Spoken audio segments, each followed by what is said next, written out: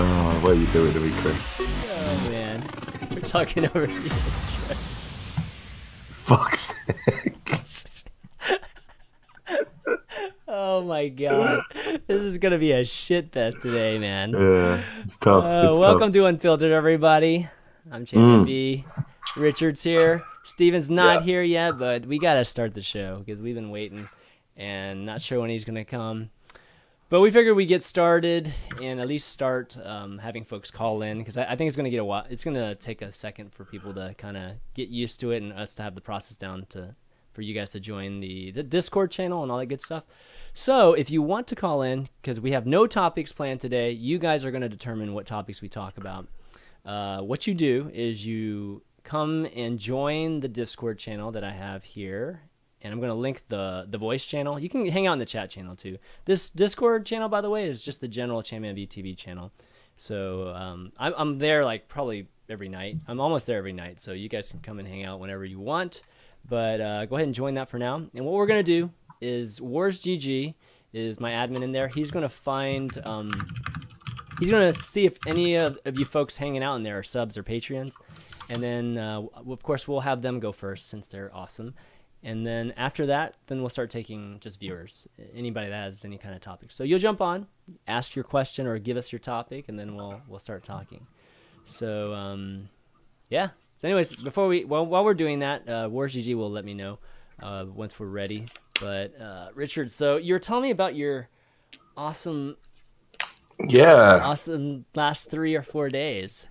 Yeah. So I took a holiday to Amsterdam. I haven't had a holiday for a long time. And I thought I'd, go out there and just sort of take a bit of time for myself, like reconnect. So reconnect with the ether world. Yeah. Well, there's these super strong psychedelics you can get. They're like truffles. Because the laws have changed in Amsterdam now, so you can't just readily buy magic mushrooms, I think. So you have to get these truffles. These medical truffles. Yeah, and they're created by this group called there's 2 people called the Truffle Brothers, and they were made in the late 90s, but they're super popular now because obviously you can't get the mushrooms. You can get them at these limited stores, and they're pretty strong. So I was just doing them for pretty much solidly for 3 days. So I've literally just got back, and there's a reason I'm gulping black coffee before I come on this show. And he's wearing MLG. He's wearing an MLG shirt too. MLG would want to be associated with psychedelic truffles. I'm pretty sure about that. Right. So yeah. So I didn't really plan this out because I was hoping that I wouldn't have to do any shows, but but obviously I do. I think it'll be all right, though. Anyone who's tripped knows it takes a few days to sort of stitch reality back together. But I'm all right now, so this should be good. He's gonna start getting the shakes all of a sudden on us, man. That's why I lost my glasses. Actually, people are going, "Oh, you got new glasses." I lost my other pair. I was in a place called the Black Tiger. It's in the red light district in Amsterdam, and I was just in the back in the smoking room, just fucking really losing it. Fucking coming up so hard. I just had to leave, and I just left a bunch of shit. So yeah. Anyway, so let's do a show. It's gonna be good. All right, let's do this. Let's see. Let me make sure I don't. Okay, let's see how we're gonna do this.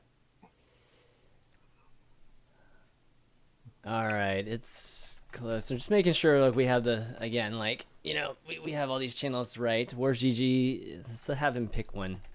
Pick someone, dude. Pick someone, and then we're gonna have them come on air with us here. And folks, we have in the Unfiltered shirts too. While I'm still trying to figure it out, we do have the shirts, the Unfiltered shirts, ready to go now. It's gonna be. The campaign is going to be in the US and in EU. So all you Europeans, you're going to have cheap shipping. Yes. Right. I know that's been a blocking point for a lot of Europeans in the past for buying at least the previous one. But you can check out the, let's see. I think there's a different, there's a different link for each of them. So, here's the global link. Okay, let me make this link shorter from you guys with a bit.ly. It's going to be a bit.ly, guys, but it might be a virus. Be careful. Be careful. Are you working for Ding It now? Ding it. Never mind. Oh god. Ding it. Nice. Yeah, get it in this. Yeah. Are you going to DreamHack? Yeah, I gotta fly out tomorrow, dude. Oh my god. Jeez, I was why, like I wanted to spend 2 days in a hyperbolic chamber, just recovering, but yeah. But you forced me out into the open where I'm vulnerable. One silver bullet can destroy me at this point. So. Oh boy, never, man, never. Okay, all right. We got Vexila. I think it's going to be our first calling. Oh, Richard, you got to join this channel too, man. You got to join. Oh shit! Oh god, why is Discord everything so difficult? So what channel? Here, I'll send it to you. Yeah, link me to it. Link me on Skype. There we go. Is that on Vexila, Skype? you there? Oops. It is. No, it's not come through yet. Oh wait, he can't hear me. Vexila, you there? Well, I'm gonna have to mute you here. Hey, mute your Zoom mic whenever you're in here. Wait there. Link me. Did you send it on that Zoom thing? No, I sent it on Skype. It's not come through yet, dude. So your mic pops up, but I can't hear your voice. Right, look, I'm gonna message I hear you. I hear that. I hear Vexila. Gotta turn him down a little bit. Actually, he's a little loud. All right. Here we go. All right. Got it now. We'll get this process a little smoother here, but this first time's always going to take some. Vexila, can you hear me? Shit. Vexila. Oh my gosh. He should be able to hear me. You got to unmute yourself, Richard, in the chat thing. In the Discord. There you go. There we go. I can hear you now. Now then, right. He's in here with us. We're just gonna. I feel like I'm still on fucking mushrooms. What the fuck is this? Like beeping shit in my ear and unfiltered. People can't fucking. Episode. This is killing me. All right, Vexila. Wait, I can hear you, Richard, but I can't hear ChanMan for some reason. You hear that, Chris? He can't hear you, brother. He can hear me. You can hear me though, right, Richard? Golly. All right, hold on. Give me a second. It might be. I just need to maybe restart this thing. Here we go. I'll be right back. Cool. All right, here we go. Can you hear me now? Yeah, I'm able to hear you now. Okay, great. Richard just disappeared though. I guess he's coming back. Okay, so Vexila, what's your topic for us to talk about today? Yeah, so it's specific to I would say Richard. Okay. I'm asking for his Mushroom opinion. Mushroom boy. As a French person and as an avid analyst of the CSGO scene, really, I've been following Titan for the past like 3 years or some shit, and they've been having a huge problem recently, and Existence switched from like shot caller to a standard rifler, and Shox took the calls. Like he's now the in-game leader of Titan, and Existence still hasn't like put up his weight in matches, like by fragging 20 frags or being solid in every match. I wonder what's the use of having Existence in the lineup still, because he doesn't seem to add anything. Well, you've read my mind on it. I even said when I was doing the SIBO finals, I said like when as soon as they announced that Shox was the in-game leader, I was like, this is a retarded thing to do, because you take a player who notoriously can't play within any structure whatsoever and has to just play how he's feeling, but also has a propensity for trying to do too much in a team. You know, like if he feels the AWP isn't playing well enough, he'll pick up the AWP. If he feels the leader isn't doing well enough, he'll start calling in the middle of a game. That's happened. That happened obviously when he took over back in the Envious days. So, first of all, you completely diminish what Shox is really good at. And also, I'll never be sold that he can be a really good in-game leader, because the idea of him, who can't play within structure, telling 4 other people, this is the structure we need, is ridiculous. Then on top of that, you've got the fact that Existence, he should have retired, I don't know when. Like it should have definitely happened. You know, I don't particularly enjoy piling on on Kevin because he is a nice guy, and I go way back. I go way back when he was like one of the sickest AWPers in the world in Counter-Strike Source, which feels like another lifetime. And then he became an in-game leader, and he was hugely successful with Very Games when he took over from KRL in the old Very Games lineup. Now, what he's done with Titan is basically the management at Titan and him as an in-game leader have just conspired to waste so much resources and opportunities, and they've never been a successful team. They've never really delivered on their promise. And, Kevin's a part of that. I feel that when the team looks good tactically, he never makes a contribution fragging-wise. Now he's not making a contribution tactically. And he's never going to be able to be a 25 frags a game player ever. Those days are gone if they ever existed. So for me, the only sensible thing to do is to take Existence, drop Niak from the coaching role, where he doesn't even coach really. He doesn't even coach. Have you been able to listen to have the subtitled POVs from Titan? Yeah, I mean, I've heard some of the things that he's saying, and it's like just talk about it, guys. Just talk. It's real basic conflict resolution stuff. And are you thirsty? Do you need a drink? This isn't coaching. I think as CS progresses and we start moving into this really competitive era, having somebody that just does that, a glorified cheerleader, mascot, water boy, whatever you want to call them, that's going to be a huge waste, especially when we're having a debate about whether or not the coach should be the in-game leader. Now, Titan could get ahead of that curve, bring in a really, really sick French player, and or a sick Belgian player, whatever the options available are at the time, and have Existence as a coach, and maybe they can make some forward strides. So that's what I would do. I agree with you. I never see this version of Titan being successful. I don't think it's just Existence, though. I think Smiths has to take some of the blame as well. Smiths is pretty much guaranteed a position because the whole point of the move was that Envious wanted Shocks out, wanted to work with Smiths, but not with the difficulty Shocks was bringing to the table. And they stayed together as a pairing. So as long as Shocks and Smiths are together, if one of them leaves, the other's going to leave. They've got that level of loyalty between each other. But Smiths has been really poor. He had some vital moments for them out in Civo, but in general, his performances have been really substandard.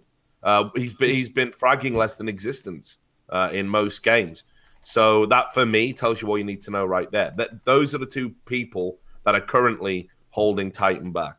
While I agree with your points, back when Titan were the best in late 2013, and Shocks was a literal god, they didn't need Smiths at the time. And I feel like back when Existence had this execute style of calling, and he adapted a little bit his game to Shocks by playing a bit more freely, Shocks became a god. But nowadays, when you read interviews from Existence, and every turn he says, we haven't prepared any strats. We've been just playing free. We haven't gone to the training lab and tried for new executes and shit. So Existence completely went from execution style to just playing freely, which doesn't suit his style of calling.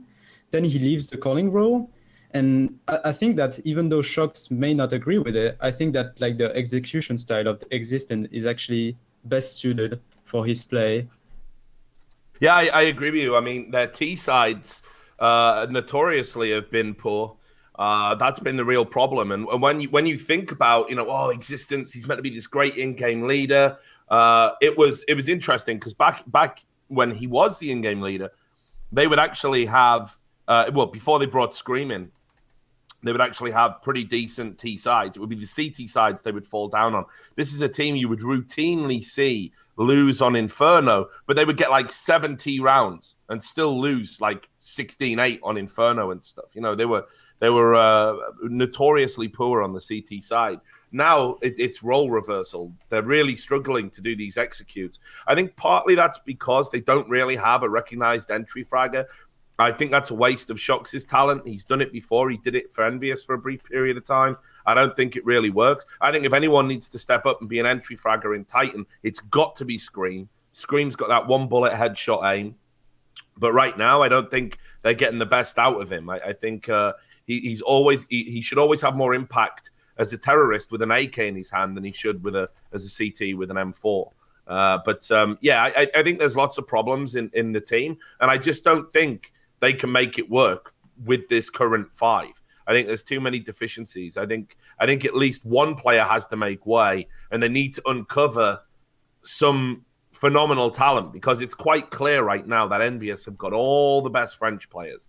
There's no doubt about it. I don't even know where Titan would go to recruit somebody now, but I think we're at the stage where they've got to say, we have to take a gamble, or it's going to be another, they're going to end the year underachieving. They're going to start 2016 underachieving. So I think they need to make changes.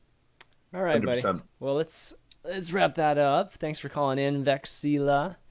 And let's try to get our next caller in here. Yeah, take care, brother. Yep. Take care. All right. Not bad. Not bad. That was all right, Chris. That was all right. This is like trash talk 1.5 right there with that question. All right. So I heard there are a bunch of people dead scared in the general channel right now of coming on here. What the heck's up with that? All right. We got Psycho here. Psycho. What's Sound up? like he'd be scared. Psycho doesn't sound. He doesn't sound like a scared person. A Psycho. Always a friendly guy, Richard. Heart beams for you, man. Your work's entertaining. How you doing, Psycho? Are you all right? I'm all right. Sorry if my mic is acting up. Oh, I need to mute that real quick. Sorry if my mic is acting up, though. Yeah, that's cool. It's all good. You sound good to me. Yeah. So what's your topic? What's your question? My question is what you guys think of OG being able to make such an unexpected run in the lower bracket of Dota 2 Major. Then I've got a couple others, but that's the main one I'm curious about on upcoming teams. Or are we supposed to talk about Dota 2 anymore on this show?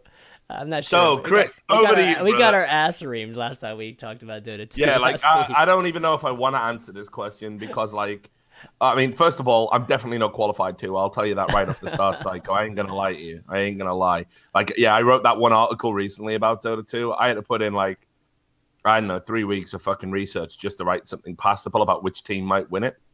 So there's that. Then on top of that, we talked about Dota 2 on the Rainad show, right? Yeah, last week. We talked about it being empty. And it was just because it was we just got our assholes fingered, man. So and not in the good way. To answer your question, not Psycho, I don't think either of us watched it, so we can't. Not really... in the sexy way. Yeah. But if you've got another question that doesn't relate to Dota 2, let's hear some other of these questions. All right, then another question I had is, how do you think journalists are going to get into Dota 2 since there doesn't seem to be too much of a following, especially with Richard at the moment? Well, so here's the thing. I it's really strange because when I do my end of year awards, I have these alternative awards called the Gonzos, and I have a running award for worst community in esports. And people that have won it include the French. Because they're a bit nationalistic. But I gave the award to France. No. I mean, when I do it, obviously, as a British person, it's very comes from a place of love, obviously, with the But anyway, so the French have won it. That upset a few people. The Dota 2 community won the one where they had the whole Dietide fiasco, and I just said I never want to produce any content for that community because. What they did to Cyborg Matt in the light of the Dietide fiasco was one of the worst things I've ever seen. You've got a guy who disseminates all of the patch notes, all the patch information for a community tirelessly, was doing it for no money, then started getting paid by on-gamers. Slasher happens. Slasher kills on-gamers stone fucking dead with an act of typical stupidity, basically takes Matt's job away from him, and Matt's still doing all this Dota 2 work. Right, still serving the community, and then for some reason, the Dota 2 community decides to dox him, puts his fucking phone number and address or whatever it was out into the public domain because they want Dietide. Matt's nothing to do with Valve. He can't implement that decision. People calling him up in the middle of the night, telling him that if he didn't get Valve to put Dietide in the game, they were going to fuck him up. Ridiculous. One of the most ridiculous things I've ever heard of. So I was like, why the fuck? Why would anybody at that point want to get into that community? Is that the advert? Is that Yeah, I'm in. All right, great. So what if I do loads of wicked work that people appreciate, First time they don't get something in the game that they don't like, there's a chance a baying mob might be saying they want to kill me or something. Nah, I'm not really interested in that. Got enough problems with League of Legends. So that was that. Now, I've had loads of people messaging me saying, oh, we've got no journalists in the scene. It's no fucking wonder. I mean, I remember when I wrote an article. I mean, again, I got death threats about this. When I wrote the article about Esports Express being owned effectively by Team Liquid, obviously no longer the case, although I would say they still have an incredible bias. And despite their protestations to the contrary, they do have at least 5 people that I can think of on the team who all have held positions formerly in Team Liquid or still have some link to Team Liquid in some way. Mm-hmm. Now, I have no, all I was doing was saying, it's a bit weird having a satirical magazine that claims to be open and for everybody, owned by a gaming organization. Do people not think this might lead to bias? That's all I said. Apparently, that's worth a death threat. And that's like, oh, Richard Lewis just trying to do cutting-edge investigative journalism. It wasn't really. It was just, I was aware that it was being funded, and I thought people deserved to know. And again, the Dota community just fucking hounded me to the ends of the earth about that one. All right, so how do we answer his question then? I mean, I know you're not going to be the Dota 2 journalist. He's definitely answered it well enough, actually. Like, I wasn't aware how much crag that the Dota community gave to their journalists, because I don't generally follow what the community does, because following any esport or internet community is just a way to want to blow your brains out. And went that hardcore on somebody that was willing to put forth that much work for their community as far as a journalistic point of view goes is I had no idea. So yeah, Richard explained the reasoning well for that. Well, thanks for saying so. But I mean, look, here's the thing. There's definitely a niche there, but I would tell people, do not bother filling it. Simple as that. Wow. It's just obviously I would say that it's not worth it. Yes, it's all, hey, wouldn't it be great to get some journalists in the scene right now? You should think about that before you drive people out. League of Legends are going to find themselves in this situation very, very soon. The community are going the exact same way. Jacob Wolf put another bunch of roster swaps out, and there were calls for him to be banned from the subreddit, to have all Daily Dot articles banned from the subreddit because he wouldn't name sources. Again, when a community becomes that stupid, what happens is journalists think, is it worth it? Keep in mind, William Turton, who was driven out of the League of Legends community by the moderators of the subreddit. They again demanded he revealed sources for a story. They deleted an article from the subreddit on the basis that the organization he was writing about refuted it. They were later proven to be lies, of course. And he was attacked as a result of this.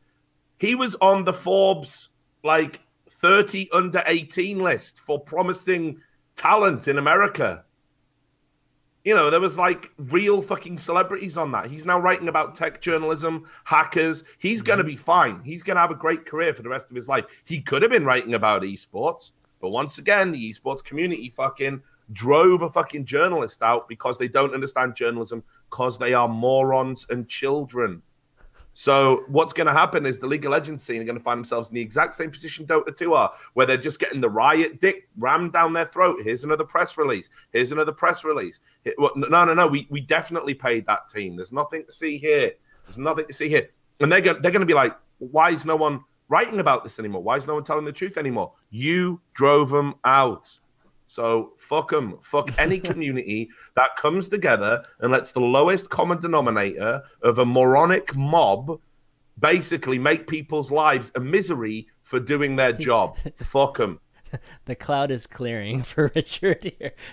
The mushroom. No, actually, he's pretty passionate about this subject. So understandable. Turton actually has done good work, and I've liked when he was actually starting to get into the esports stuff. I was actually following his work, and I was probably one of those few people who was actually fond of reading his stuff. That being said, because I'm not part of the people who actually likes being too vocal, and this is my first time calling in on any podcast talk show thing before, is just unusual for me. And I don't fully comprehend why the communities are like that, but as far as the children bit goes, of course, video games are still considered something childish. It is definitely changing, don't get me wrong. I love the Crag. I'm old as far as esports are concerned, and I just think that as the esports gets more and more around, more people will actually get older, and hopefully the circle jerking of hitting on journalists ends. Now, I would, however, like to shift away from this because, Richard, as much as I love your work, dude, you talk about this all the time on your other stuff. I agree. It's true. It's knowledgeable. But I want to ask Chanman and you, how do you guys think that, what's it called, Shag? New shooter, can't remember the name all of a sudden, for some Overwatch. Okay. Yeah. Battleborn and Overwatch are getting mixed up in my head because conversations I've had with my friends. Sure. But yeah, Overwatch, how is that actually going to become a successful esport with the price tag it's got on it going into it when most other successful esports have been costing like $16 or free to play? Yeah. Well, you need to start this ball rolling, Chris. That's a good question, right? Because there really hasn't been a great precedent that's been set for a game that's started, with a $40, $50 price tag, and then, later has become a giant esport, right? All the big ones are not all free to play. I mean, CSGO did cost something, right? Or it has always cost something, but not that price tag that we're seeing on Overwatch. So I think that's the biggest thing that worries people, including myself too. I mean, I think that if you really want to commit this to being a big esport, it needs to be in as many people's hands as possible, right? But what I'm thinking is going to happen eventually, like after it's released, I think you're going to see like a big price cut to the game. I don't know if it's 6 months in or a year in, but I think once you start seeing it get down to that $20, $15 range, then then you'll start seeing a lot more users. In the beginning, I think you'll just see like the standard type of user base like you would see with any other Blizzard title that's released for just a PC release. That's not Heroes of the Storm. That's free to play. And then I think once we go from there, I think you'll start seeing it. But you never know, right? You never know how they're going to be trying to monetize Overwatch. It could be anything from, we talked about this last night on the overview, but it could be anything from expansions, right? Like Diablo and StarCraft, or it could be DLCs that are, really small DLCs that happen every few months. So it'd be more along the lines of like a Hearthstone type of release cycle. Or they could just, get closer to free to play. And so right now with Blizzard, I think anything's on the table, because I think once Heroes of the Storm came out and it was free to play, they kind of broke their cycle of like charging $50 for every one of their releases. So I'm eager to see what happens. I think how popular or how fast it rises as an esports will depend on how much it costs. So it's definitely something that I think the people who are passionate about Overwatch are in the small community that Overwatch is right now is worried about. For me, I honestly think they've shot the bed a little by putting not just a price tag on it, which I wouldn't do at all, but putting a real hefty price tag on it. It's a barrier to entry. I don't understand the logic in this. A lot of people were telling me that, they've learned so much about how to develop free-to-play games and how to develop esports from the accidental success of Hearthstone. They surely can't fail to make Overwatch a success. Well, actually, it looks like they're going to, in classic Blizzard fashion, they're going to discount a lot of the lessons they've learned, and what they're doing doesn't seem to make any sense to me whatsoever. They're already up against it. The first-person shooter market is dominated by established esports titles in the form of Counter-Strike, Call of Duty. Numerous ones have come along, tried and failed. You've still got the last remnants of the TF2 scene, which still clings to life in North America. Class-based shooters have never been hugely successful esports anyway. TF2 was kind of a vague exception. I was involved in that community. It's a different environment, though, with that, though, Richard. I mean, like the class-based thing. I mean, MOBAs weren't a thing back then, and MOBAs now are establishing this kind of class-based, form of esports that people have accepted, people are watching, and I feel like, Overwatch and TF2 are this type of, this type of dynamic in a first-person shooter. And that's fine, but again, there's going to be key elements that are going to have a barrier to entry for spectators.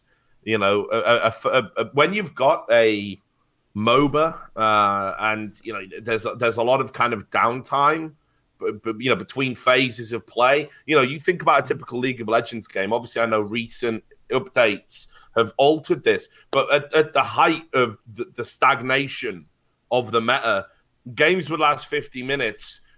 20 minutes of that, people are just laying in, maybe 1 or 2 kills, not maybe 1 or 2 objectives.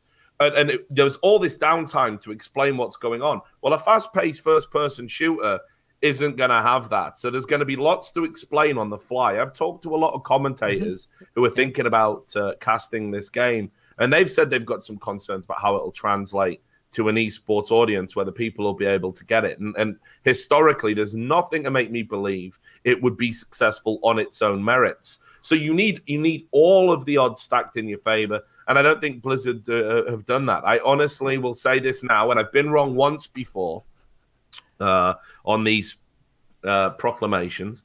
I was wrong about League of Legends, unfortunately. I said League of Legends will never succeed. It's just Dota for kids. Okay. That's a famous one. I did fuck that up. But I will say now, I'll put my money where my mouth is, and I will say Overwatch is not going to be a successful esport. It's not going to make the dent people are hoping it's going to. It's going to be a passing fad where I think maybe we get a year out of it or something.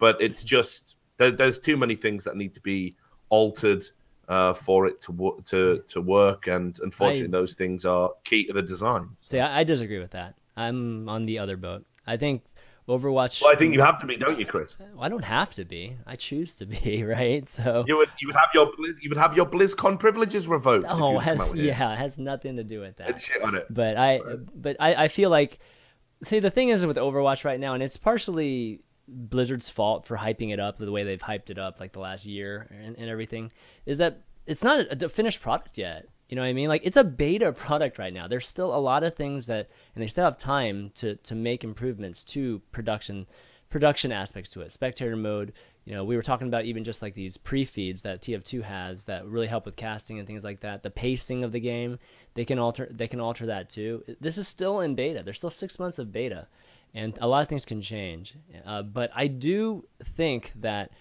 there's elements from various games kind of put into that are combined in this kind of role-playing FPS that Overwatch can have a place in esports, like as a successful esports. And it is going to be a challenge from the standpoint from production, but I think at the same time, production teams will, I believe, step it up. I mean, even just watching the ESL had this invitational, this 8-team invitational, and there's been other people like Fish Sticks and Sombrero that have done already some community Overwatch events. But the ESL one had Jason Kaplan, who's a League of Legends caster, you guys probably know, and as well as Mitchie Leslie, who's a World of Tanks caster.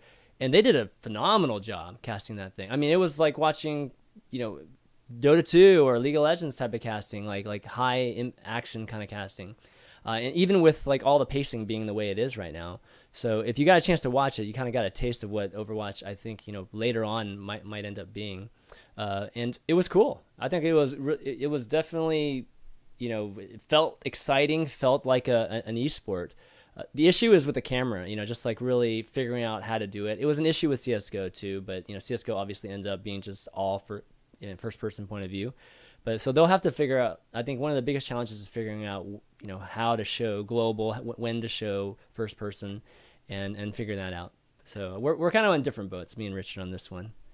So we'll see who's right and who's wrong in a year and a half, probably. Yeah, but it's the thing. I don't mind. It's refreshing for me to be wrong, but it happens so infrequently. But wow, okay.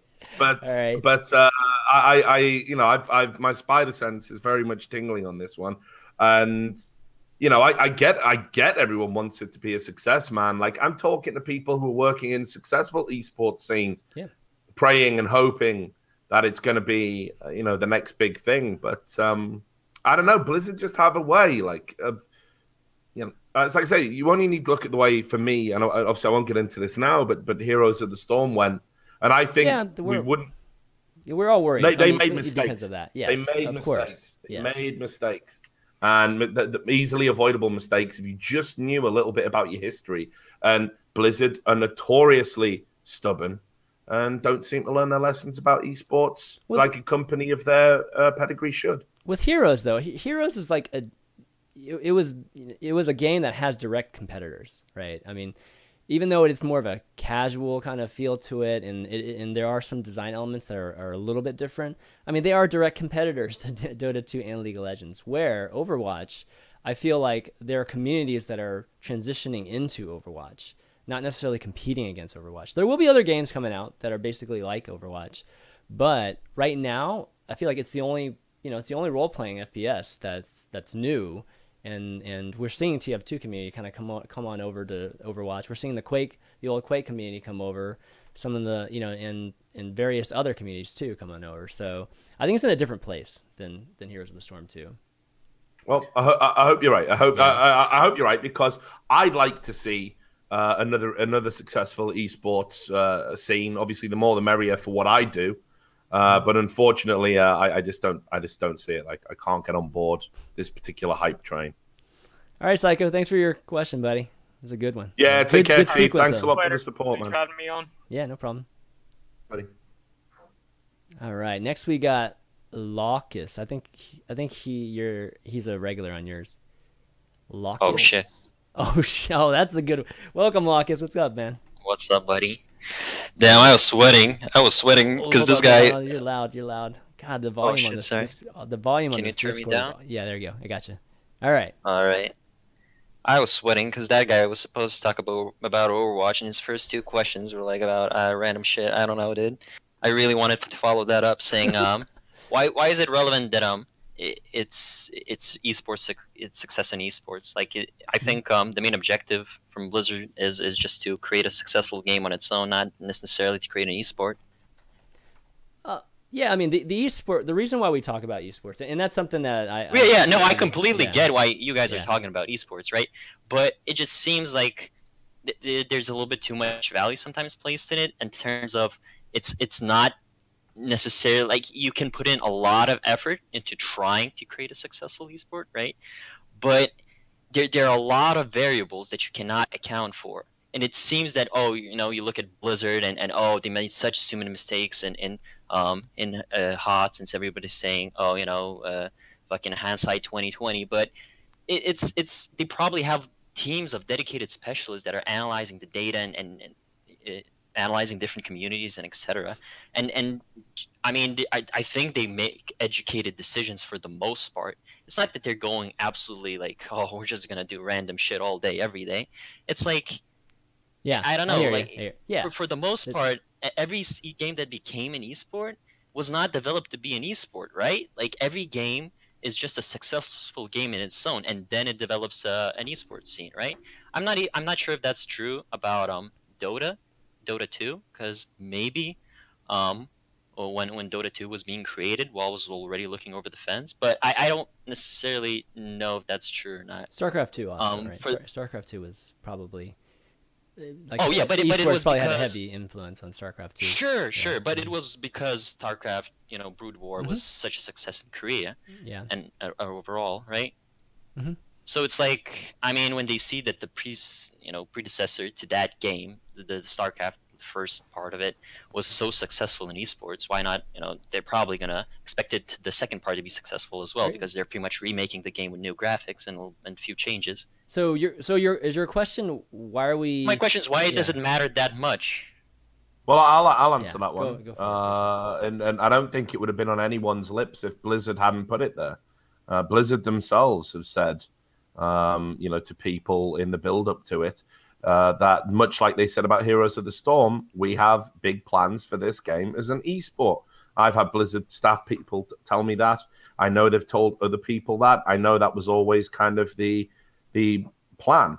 So when you say things like that to, I know, veteran esports reporters, people who are passionate about working in the esports scene, long-standing esports commentators, they're consulting with esports people. There was a summit type thing. Anders, the CS:GO caster, was there to give his thoughts on Overwatch. They're even drawing information from experienced esports personalities. So the answer to your question is, I agree with you and think games should just be judged on its merits. In fact, all of the truly great esports games weren't necessarily created with esports in mind. It just happened. It just came about that way.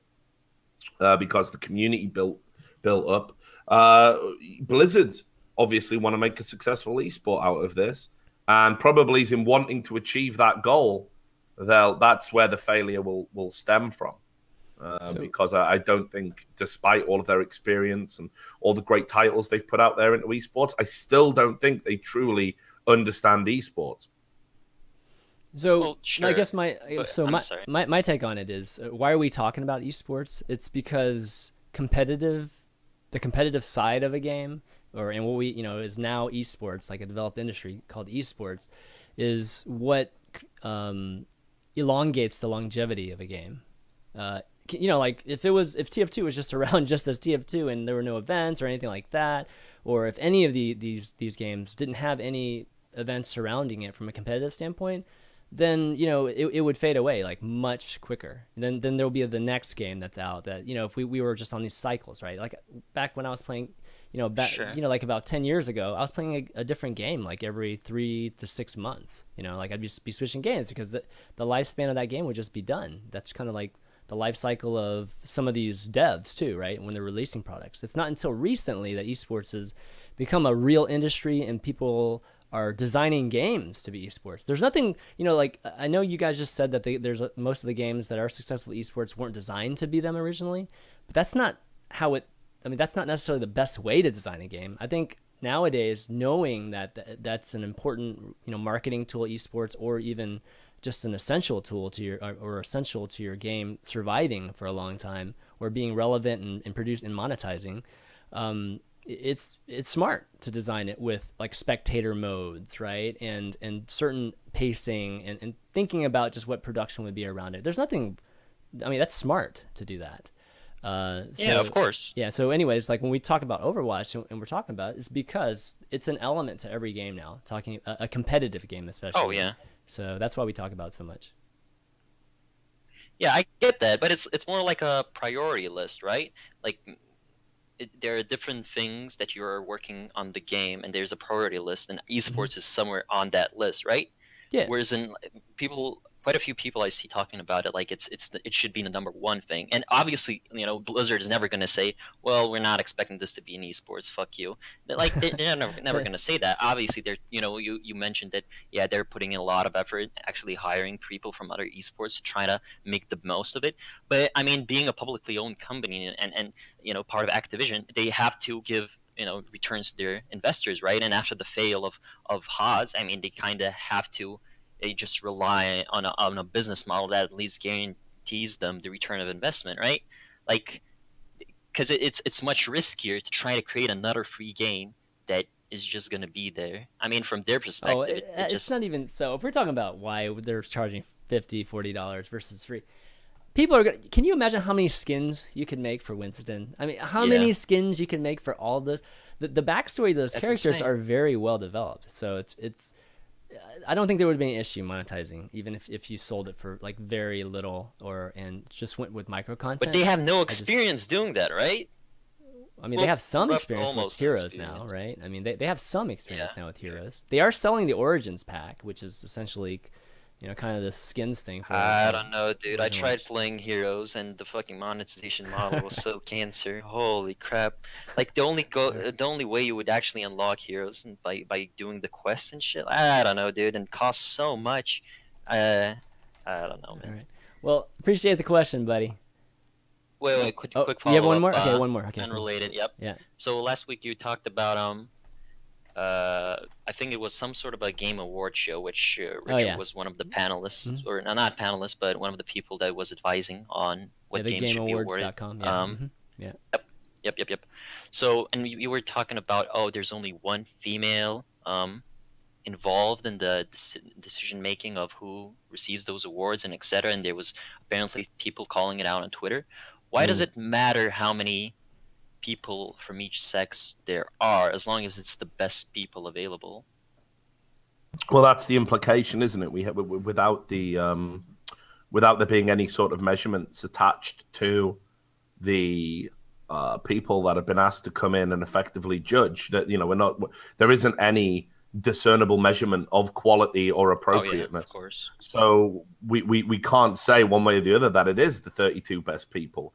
I mean, I would again, I would say you can make a strong argument for the esports section that I deserve to be there, based on my experience. I don't think many of the people in the esports panel had anywhere near my level of experience. Perhaps other things discount me, but regardless, when it comes to the mainstay of the games industry, even with you know, and I think it's something like 11% of developers and executives are women.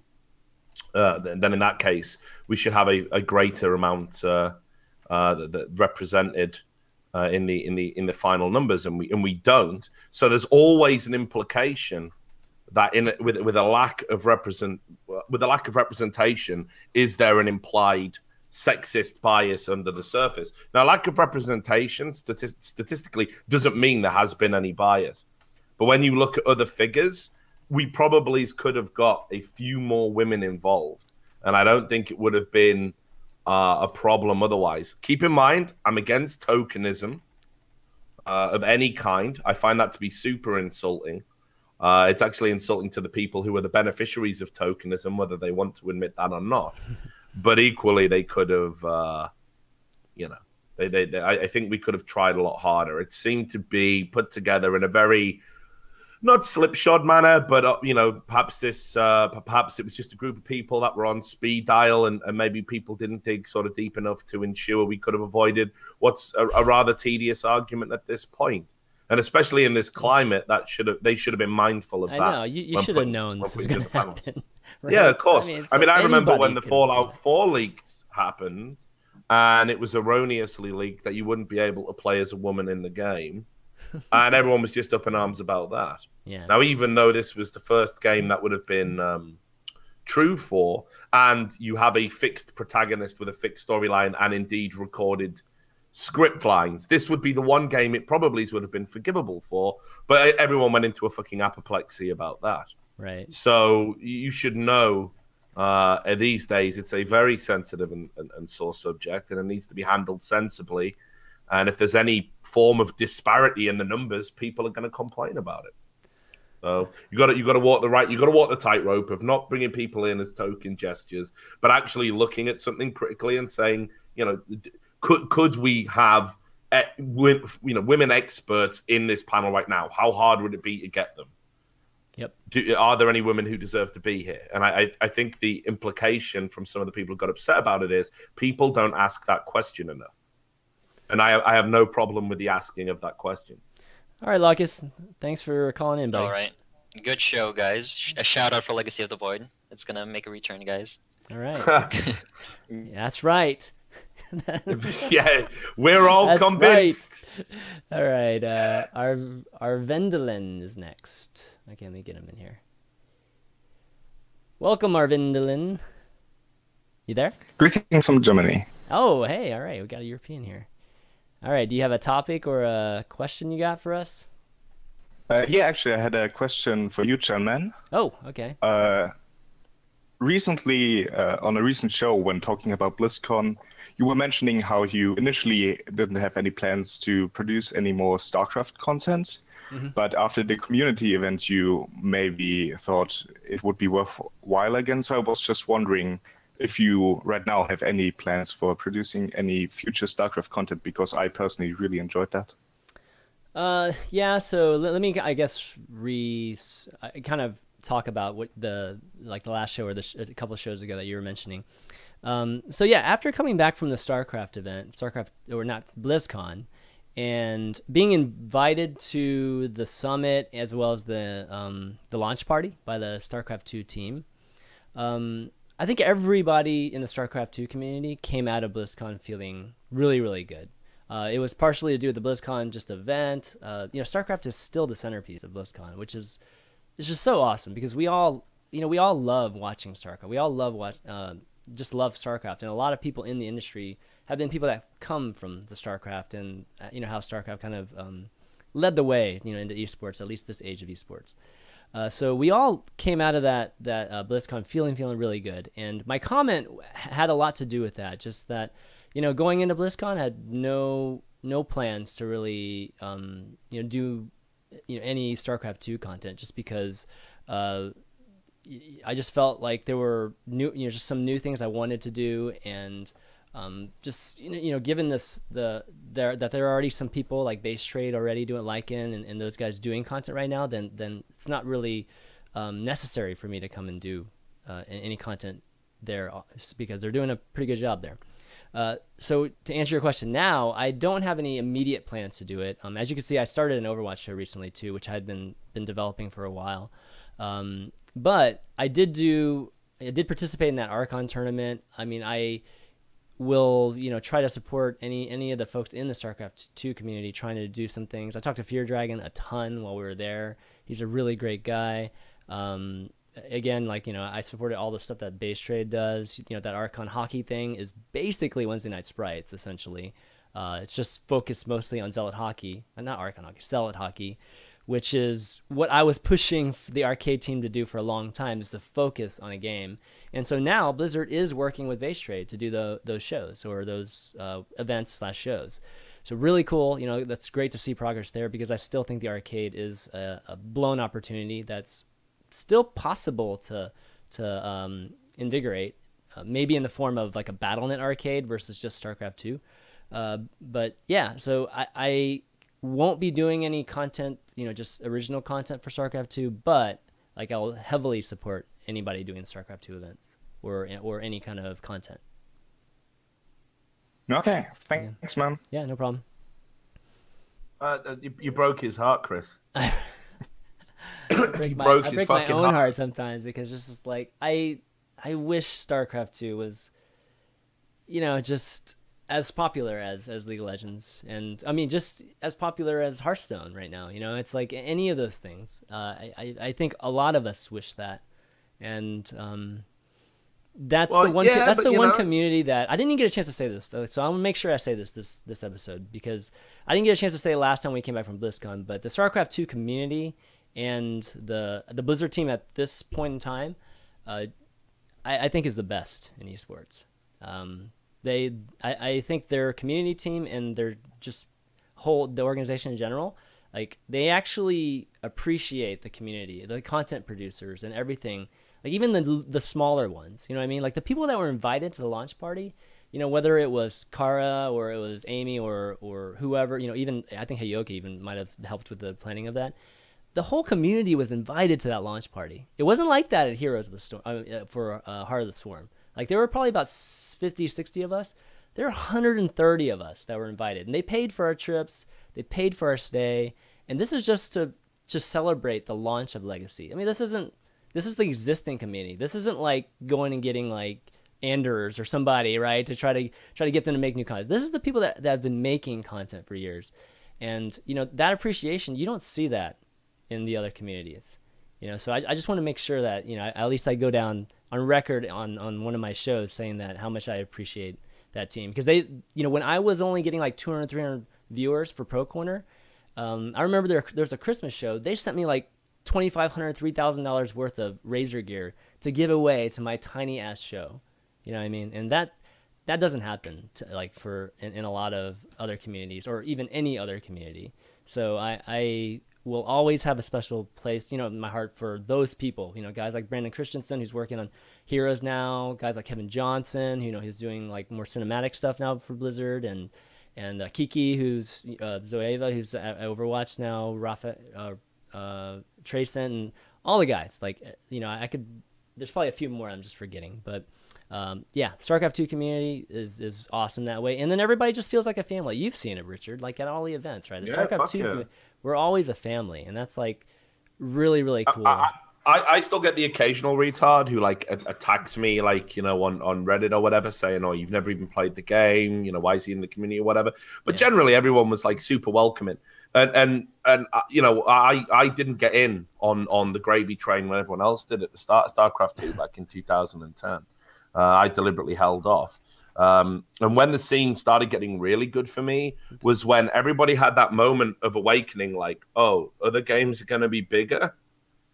And you saw the kind of people who were maybe just there for a paycheck or needed to think about a paycheck, and they started moving out. And all the people you were left with, back end of 2011, were people who just genuinely cared about the game, were just going to events, wanted to have a good time, wanted to put good content out there, wanted to, you know, to run good tournaments.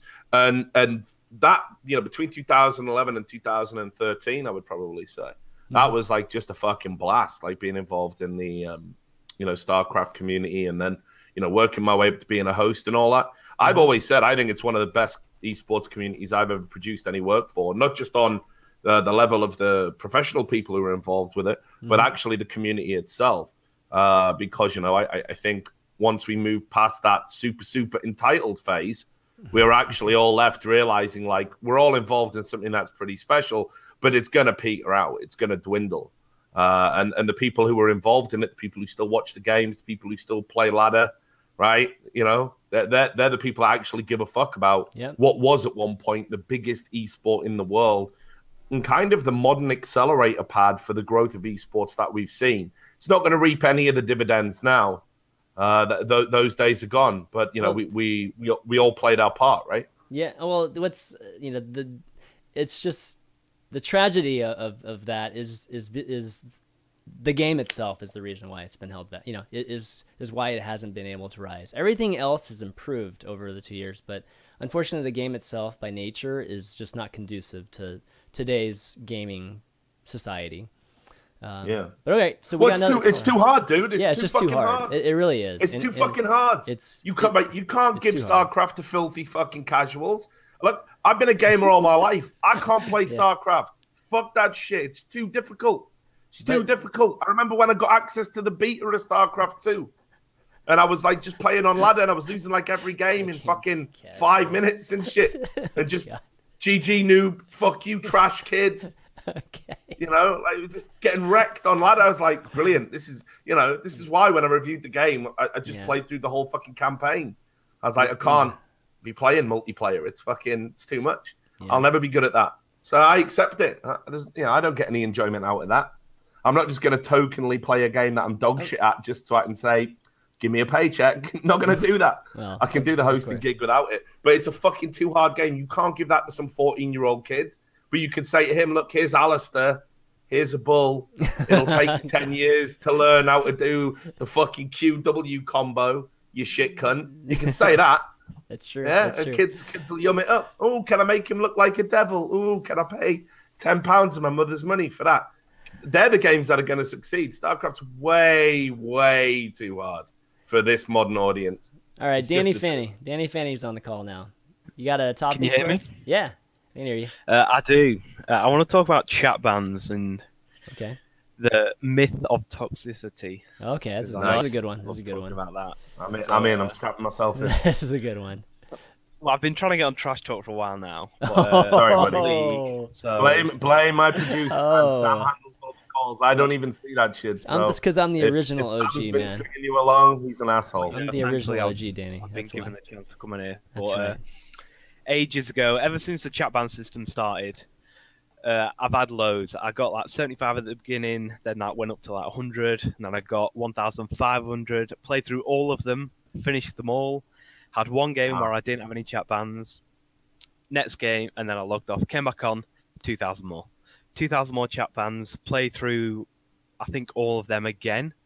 And then 2-week ban, and then a perma ban. And at one point, I had 12,065 chat bans, which they're meant to I've never seen one that high, so well done. Wow. I thought I had to screenshot it because I knew people wouldn't believe me. So I've got a screenshot of it as well. I gotta see this. Brilliant. That's incredible. Well played. 12,000? Well played. Yeah. God. I saw that, and you can't even get mad at a number like that because it's a reform system, but the whole idea of it is stupid. But giving that many is just ridiculous. And supposedly, no, but hang on. I don't think it is, actually. I don't think it is. You see, I actually don't mind getting the chat ban system. I'm like you. I find it faintly comical, actually. It never stops me. I barely play League of Legends these days, but when I'm feeling particularly bored and or masochistic, I log in to that disgusting dog shit client and I play a few games. In fact, I almost consider playing League like community service because I get to offer myself over to a group of retards that clearly desperately need some adult guidance and attention in their lives. So I just take my group of dribbling lunatics and we try and achieve some goals. I like to think the 4 players I play with, no matter how bad it goes, they're better for having encountered me because I know I'm nothing like them. So I do that. And the chat ban thing, all it's done is it's helped me refine my insults. Yeah. Now, you rather only get than a limited amount, don't you? Yeah, you got to get it in. You got to get it in. So you wait. You don't wait for them to fuck up a little bit. You wait for them to fuck up big, and then you go in and you wreck them big. Yeah. And actually, it's better that way. I think. Let's spend less time typing, and you still hurt their feelings. Let's explain what the chat ban is, guys, because some folks in the chat don't know what we're talking about. So, do you want me to do it? Yeah, go for it. Yeah. Well, basically, if you're toxic or a normal person, then Riot puts a chat ban on your account, and you start off the game with 3 messages. You can't type in all chat ever, and then you get 3 messages at the start, and then every 4 minutes after that, you get a new message for a max of 5. So you can have 5 messages at one time, and then when you run out of them, you can type in chat, but then if you press enter, it won't send it into the chat, and you're basically a walk-in person that can only ping, and that's it. So it limits how many game. times you can type into the chat. Is what it is. Yeah. Okay. So basically, you get a limited amount of messages. So I don't know how you can put something like that in a game based around communication, and then give me an example of the shit you say, brother. Okay, me? Hit me with All right, the worst thing you've ever said. Hit me with the worst thing. Let's go with the 10 first, man. Typically, it's just like kill yourself, like That's it. But then, since that it? Yeah, that's probably the worst thing I've ever said. That's Steven's 5, man. But now, since I I've been perma-banned and don't really play that game a lot, I don't know. Sometimes I just think I just can't be bothered flaming. Like, it's not worth my time wasting on these people. Well, that's what they want you to think. But of course, so look, let's just rewind a little bit, right? Let's talk about telling somebody to kill themselves. I see this. I see this very pussified generation that's kind of coming through on the internet these days, coming through American colleges. It's an ongoing problem across all of society. Safe space culture, I guess we can call it. And I remember when I was like I used to tell all my friends to kill themselves, like all the time as a joke, right? And keep in mind, my best friend has actually committed suicide. All right, and I can still say that to somebody and not get triggered and not get upset. And, sometimes you say it in passing, like, oh, my God, if you think that, kill yourself. And somebody, oh, you just fucking kill yourself. Just get it over. I don't think it's like the be-all and end-all, but it's actually, like, held up as the worst thing you can say to another human being. And I've never quite understood where that change occurred, where it became that was the benchmark of terrible behavior. Like, it's really interesting. Stand-up comedians used to tell hecklers in the audience to kill themselves all the fucking time. All the time. Bill Hicks made kill yourself a part of his act. The context is easier when you're saying it. You know what I mean? Like, when you type it, there's less because when you say it, you can, like... comedic context. You can hear what they sound like and if they're being serious or not and if they're angry. But that's why I think League needs voice chat if it wants to, like, progress as being a serious game, because... if you have voice chat, you can communicate better. If you can communicate better, you can prevent your team from doing stupid things, so you have less of a reason to flame. But Riot Light doesn't seem to agree with that and thinks that voice chat's been more mad. I don't know. Voice chat's been. What are your experiences with voice chat? Riot Light has said if we have voice chat, it generates 128% more toxicity, 400% more if there's a girl playing. I don't know where he pulls these numbers from. I don't know how he arrives at his numbers. Having read one of his drab and trite scientific studies, like the one they put out recently, where after looking at the numbers, they arrived at the conclusion younger people behave more immaturely than older people. Well, hold the fucking phone, Chris. We've just got our Nobel Prize winner right here. He's changed mankind. So I don't get where he pulls this shit from. The fact is, in Counter-Strike, you've got to have split-second timing. So you got to be able to say to someone, he's pushing out a short now, get him, right? And if I had to type out, he is pushing out of short, he's dead as well. And he's like, why didn't you tell me he's on short? And everyone gets upset and everyone gets frustrated. and then everyone starts flaming each other. I actually believe the lack of voice chat is what causes people to get so fucking frustrated because someone makes a mistake. You can see it happening, and you can't stop them doing it. It's like watching a kid fucking run out into traffic. You're like, no, all 5 are up there. You're pinging them. Ping, ping, ping. Nobody even, I don't know what that means. You know, and it could be pinging for anything. Yeah. And people go and they get fucked over. And then that one mistake can be the snowball that costs you the game. Let's compare our personal experiences on team chat with people, not one-on-one chat, because I've had some crazy one-on-one chats like on console games and stuff. But let's just say CS:GO, and what other game that you've had team chat type of experiences on? How has voice chat been for you? Dota 2. Yeah. How has that been for you? Well, I think team chat on CS:GO is one of the best parts of the game because you need communication in that game.